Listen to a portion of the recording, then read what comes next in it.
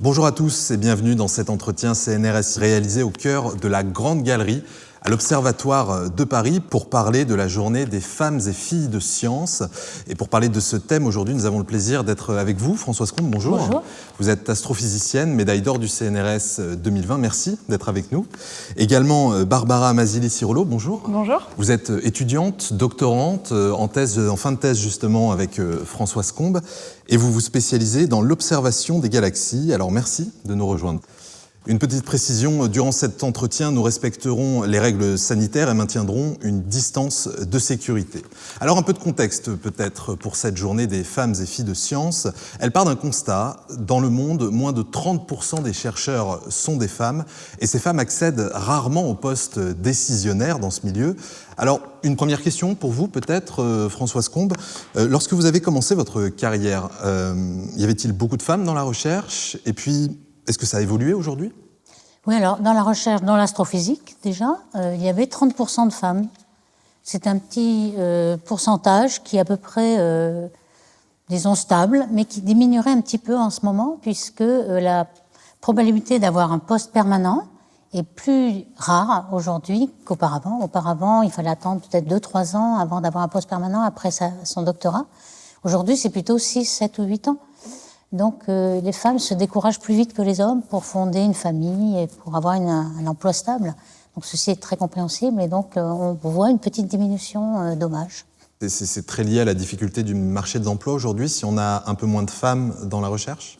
Oui, je pense là. Alors il faut regarder que tous les secteurs ne sont pas équivalents. Donc la physique, maths et sciences de l'ingénieur sont réputés en effet à cause des stéréotypes, des préjugés, n'êtes pas des professions féminines, hélas. C'est ça qu'il faut en effet changer. Et elles se dirigent plus vers les lettres, le droit, la santé. Alors là, on retrouve 50% de femmes, pourtant dans la recherche. Et il est peut-être plus facile d'obtenir en effet un poste en France dans ces secteurs-là. C'est quelque chose que vous avez retrouvé peut-être, Barbara, pendant vos études, parmi vos condisciples. Est-ce que beaucoup de jeunes femmes étaient intéressées par des carrières, des parcours scientifiques? Alors, j'ai eu la chance quand même de faire, au cours de mon cursus, d'être plutôt dans des promotions où on était 30% de femmes. C'est un peu ce que dit Françoise, finalement. J'ai été dans un cru assez exceptionnel en master, puisqu'on était une majorité de filles, en master 2 d'astrophysique, pourtant. Mais globalement, j'en connais très peu qui ont poursuivi en thèse. Typiquement, de la promotion de master, je suis la seule. Et je pense que oui, au-delà du cursus master, les filles surtout se découragent un petit peu, oui, j'ai l'impression, parce que on dit que c'est long, c'est vrai. Et puis l'après-thèse, c'est vrai que voilà, je pense qu'on réfléchit peut-être un peu plus que les garçons au fait que voilà, si on passe 6-8 ans sur des contrats courts, où tous les 2 ans il faut changer de pays, voilà, l'horloge biologique tourne aussi, donc je pense que c'est quelque chose qui fait un petit peu peur et qui décourage. Ça fait des années que j'étais déterminée à réaliser un doctorat. Maintenant que j'y suis, je le mènerai à son terme. Et puis si je trouve un contrat, que ce soit à l'étranger ou en France, voilà, je saisirai l'opportunité. Et puis j'imagine que, la preuve, hein, on a des personnes comme Françoise qui réussissent très bien à allier les deux, donc voilà, c'est possible. Alors justement, Françoise Combe, vous avez eu une carrière productive en tant que chercheuse. En quoi diriez-vous que le fait d'être une femme a impacté votre carrière? Alors moi, je dirais que j'ai eu de la chance. Donc c'est peut-être pas un exemple, mais j'ai eu de la chance parce que, en effet, mon conjoint était un de ces nouveaux pères, même à l'époque, qui s'occupait des enfants et permettait que je parte en voyage, parce qu'à l'époque, il fallait observer à l'extérieur. Donc on observait au Chili, on observait à Grenade, en Espagne. Il fallait partir plusieurs fois par an, pendant 15 jours. Et donc, j'ai un conjoint qui s'occupait des enfants pendant ce temps-là, et donc il m'a beaucoup aidée. Sinon, ça aurait été très difficile. Quand on commence une carrière dans la recherche, est-ce que finalement, les jeunes femmes auraient besoin de plus d'accompagnement? Peut-être, mais aussi, le mal vient de la racine, en fait, de la culture. Peut-être même au lycée. Il y a des stéréotypes, on prétend. Alors, on sait qu'il y a beaucoup plus de femmes, enfin, beaucoup plus. Le pourcentage de femmes qui ont le baccalauréat est plus grand que celle des garçons, hein, déjà. Ils font plus d'études universitaires. On a que 55-60% de femmes dans l'étude universitaire. Donc le savoir, il est plus féminin que masculin. Par contre, il y a beaucoup de culture qui fait qu'une femme n'est pas supposée avoir des professions scientifiques, de maths, de physique, ou de sciences d'ingénieur. Et elle se dirige plus vers soit les lettres, la santé, et puis l'image qu'il faut qu'une femme aide beaucoup son prochain. Donc elle se dirige vers des professions où on aide le prochain, on fait des professions de service. Et finalement, les sciences de l'ingénieur, il faut vraiment changer la culture au niveau de l'école, l'orientation scolaire. Oui, je pense que ça vient en fait même d'avant le monde de la recherche parce que les études, oui, montrent que jusqu'au lycée, globalement, la proportion est assez bien respectée. Et puis, plus on grimpe dans les années universitaires, et moins il y a de filles. Et je pense que ça vient de très jeune, et ça vient aussi du fait que les femmes chercheuses ont été beaucoup moins médiatisées. Et quelque part, il y a un âge où on se construit aussi par l'apport et la comparaison à des modèles ou en tout cas à des personnes qu'on va admirer, qu'on va essayer d'imiter.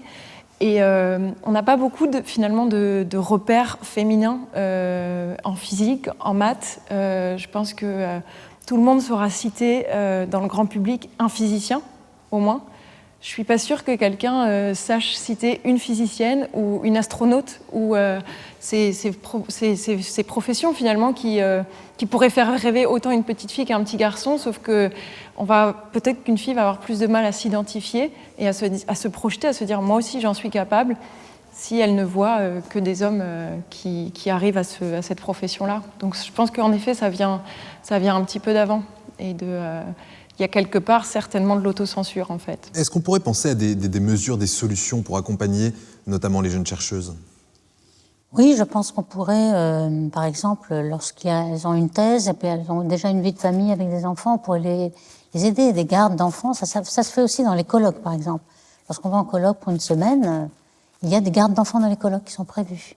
Ça se fait, mais enfin pas énormément, donc on pourrait, parce qu'il y a un problème, lorsqu'on part en colloque, et si les deux parents partent eux-mêmes en colloque, que faire des enfants Enfin, toutes ces petites questions pratiques, on pourrait les aider, oui, il y a quand même un travail à faire.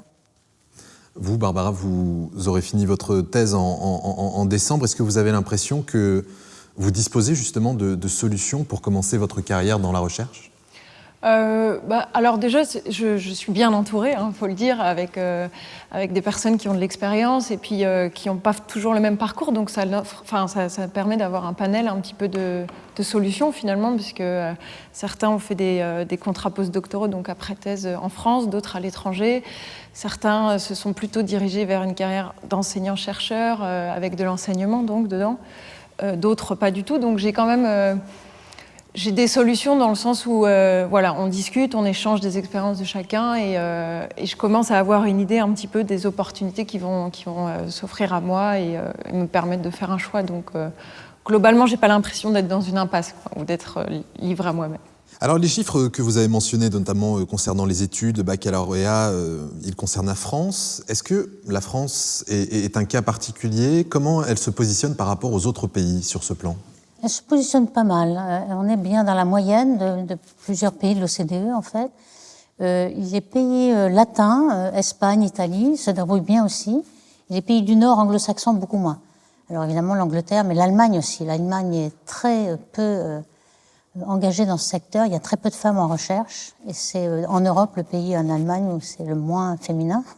Les États-Unis aussi sont très peu féminins. Donc il y a quand même des efforts à faire. Nous, en France, on n'est pas... 30%, c'est vraiment une bonne moyenne et on n'est pas à pleurer là-dessus, non.